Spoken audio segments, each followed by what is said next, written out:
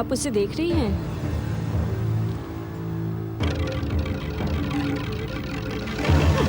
दुष्ट, तेरा कार्य क्या समाप्त हो गया? क्षमा कीजिए देवी, क्षमा कीजिए। मैं प्रातः से कार्य करते करते थक गया था ना, इसी कारण थोड़ा विश्राम। वृद्ध शरीर है ना। सुना तुमने? इस दुष्ट बंधक का शरीर अब वृद्ध हो चुका है, अब ये कार्य करने योग्य नहीं रहा। रक्षिका, आज्ञा देवी। तुम्हें लंका अधिपति महाबली दशानन की घोषणा का स्मरण है? पूर्ण रूप से स्मरण है देवी। लंकाधिपति ने स्वयं कहा था कि आर्यवृत्त के विभिन्न देशों से बंदी बनाकर लाए गए बंधकों में जो सेवा करने के योग्य न रहे, उसे महाबली कुंभकर्ण के भोजन के लिए बंदी गृह में डाल दिया जाए। नहीं, नहीं देवी, नहीं। मुझे एक अवसर और दें। मैं इन युवकों से शीघ्र कार्य कराऊंगा। क्षमा करें देवी, क्षमा करें। लंका में क्षमा का स्थान नहीं है बंधक। एक अवसर दे दे देवी, अब तनिक भी त्रुटि नहीं होगी। तुम देख क्या रही हो? ले जाओ इसे और महाबली कुंभकर्ण के भोजन बंदी गृह में डाल दो। जी, चलो। सुनो, सुनो, सुनो। यदि एक घटिका के भीतर काम समाप्त नहीं हुआ तो तुम सबको महाबली कुंभकर्ण के भोजनालय में बंदी बना दिया जाएगा। सावधान, सावधान! लंका की राजमाता देवी केकसी पधार रही है।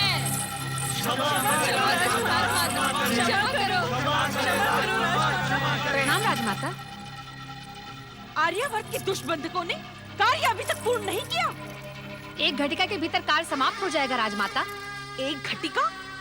हमारे पास इतना समय नहीं है। विम्बा, तुम्हारी तलवार कहाँ है? कक्ष में है राजमाता।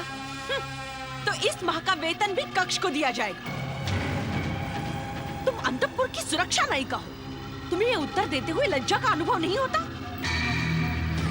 जाओ, शीघ्र अपनी तलवार लेकर आओ। आर्यावर्त के इन दुष्ट बंधकों ने यदि आधी घटिका के भीतर कार्य समाप्त नहीं किया तो इन्हें मृत्यु दंड दे दिया जाए। जो आज्ञा राजमाता। विश्वेश्वर, अपने ध्यान को विराम दे परमेश्वर। अपने भक्त की व्यथा को सुने प्रभु। कैलाशपति आके खोले प्रभु, आके खोले प्रभु, आके खोले। कैलाशपति भगवान शिव शंकर की जय, जय, जय। मेरी व्यथा का शमन करे महेश्वर। दुष्ट देवताओं ने मेरे साथ षड्यंत्र किया, किंतु आपने अपने भक्त रावण की सहायता नहीं की। हे भोलेश्वर, यदि आपका दिव्य आत्म ज्योतिर्लिंग लंका नहीं पहुंचा तो माता कैकसी दुखी होंगी। अपनी माता को दिया शिव भक्त रावण का वचन मिथ्या सिद्ध होगा। तुम्हारे साथ जो कुछ भी घटित हुआ उसके उत्तरदायी तुम स्वयं हो रावण। जब हमारा दिव्य आत्म ज्योतिर्लिंग रूपी साक्षात स्वरूप तुम्हारे साथ था, तब तुम्हें साय संध्या पूजन करने की क्या आवश्यकता थी? तुम स्वयं भ्रमित हो गए। यह तुम्हारी अति महत्वाकांक्षा का परिणाम है। ऐसा प्रतीत होता है कि तुम्हें हमारी कृपा पर विश्वास नहीं। आप भक्त वत्सल हैं भोलेनाथ, आशुतोष है। मेरे भयानक अपराध को क्षमा कर मुझे अपना अन्य दिव्य आत्म ज्योतिर्लिंग प्रदान करें। असंभव रावण, असंभव। हमारा दिव्य आत्म ज्योतिर्लिंग कोई साधारण वस्तु नहीं है। वो युगों युगों में मात्र एक बार ही किसी परम शिव भक्त को प्रदान किया जाता है। हमने तुम्हें पहले ही सावधान किया था कि यदि हमारे आत्मलिंग का स्पर्श धरती से हो गया तो वो वही स्थापित हो जाएगा। वो बिना प्राण प्रतिष्ठा के ही भूमि पर रखा गया है। अब कुछ नहीं हो सकता रावण, इसका परिणाम तुम्हें भुगतना होगा। नहीं, ऐसा दंड ना दे देवाधिदेव महादेव, ऐसा दंड ना दे। तनिक मेरी माता केकसी की व्यग्रता का विचार करें। आपका दिव्य आत्म ज्योतिर्लिंग ना पहुंचने की सूचना सुनकर उनका उत्साह नष्ट हो जाएगा। उनकी हृदय गति थम जाएगी महादेव। हृदय गति थम जाने से प्राण त्यागने के लिए तुम्हारी माता केकसी का जन्म नहीं हुआ है रावण। किंतु उनका उत्साह अवश्य भंग होगा। मैं उन्हें क्या उत्तर दूंगा विश्वेश्वर? भूल तुमने की है रावण। अपनी माता केकसी को उत्तर देने का निर्णय भी तुम ही करो।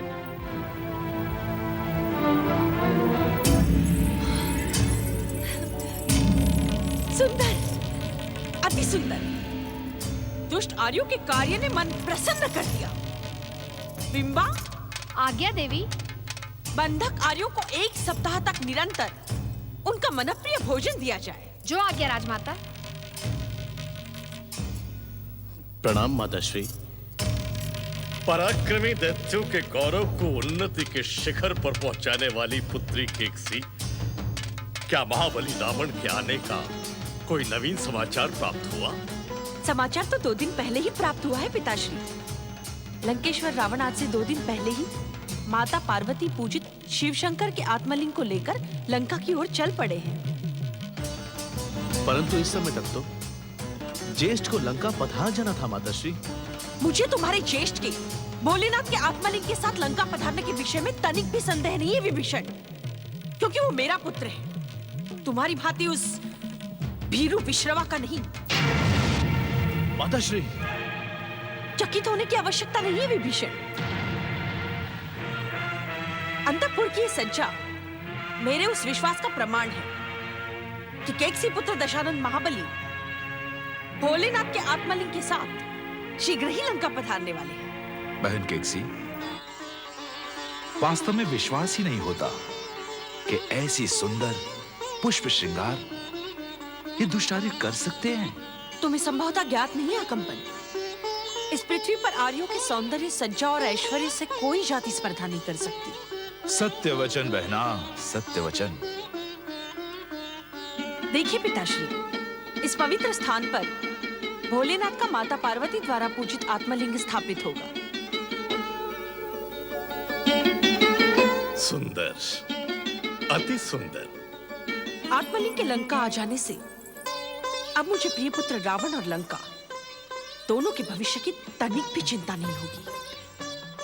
महाबली दशानन के दुष्ट शत्रु अब लंका की ओर आंख उठाने का भी दुस्साहस नहीं करेंगे और माता पार्वती का श्राप भी निष्क्रिय हो जाएगा। क्षमा करें माताश्री, आत्मलिंग अभी लंका पहुंचा नहीं है। विभीषण, लंका में क्षमा का कोई स्थान नहीं है। लंका में निवास करने से पूर्व अपने आर्य संस्कार उस आर्य विश्रवा के आश्रम में फेंक आते तो उचित होता। मैंने कहा ना, आत्मलिंग के लंका पहुंचने में मुझे तनिक भी संदेह नहीं है। मुझे लंका में रहने का तनिक भी मोह नहीं है माताश्री। हाँ। किंतु किंतु क्या विश्रवा पुत्र विभीषण? परमपिता ब्रह्मा जी का वरदान आड़े ना आता तो मैं एक क्षण के लिए भी लंका में ना ठहरता। ये तुम किस वरदान का उल्लेख कर रहे हो? हम तीनों को अपना इच्छित वरदान प्रदान करने के पश्चात परमपिता ने स्वयं कहा था कि जब तक हम तीनों भाइयों में प्रेम, स्नेह और मित्रता है, तब तक संसार की कोई भी शक्ति हमें पराजित नहीं कर सकती।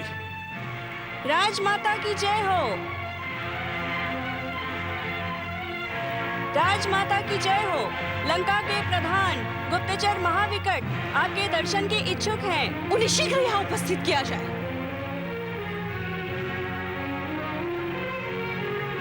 राजमाता की जय हो। क्या समाचार लाए हो महाविकट? लंकेश्वर रावण शिवशंकर के आत्मलिंग के साथ कितने समय पश्चात लंका पधारेंगे?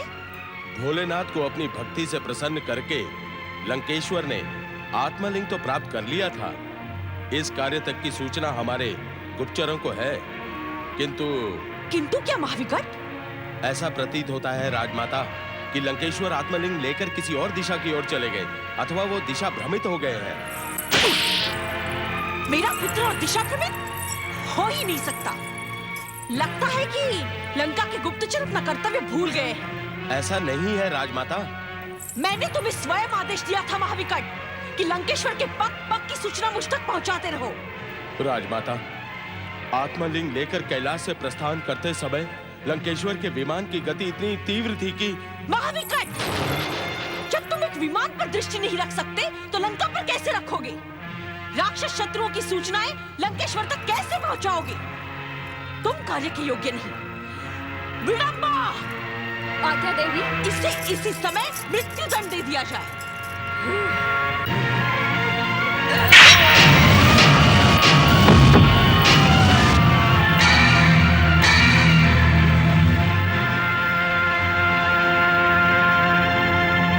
अब क्या होगा कीर्ति?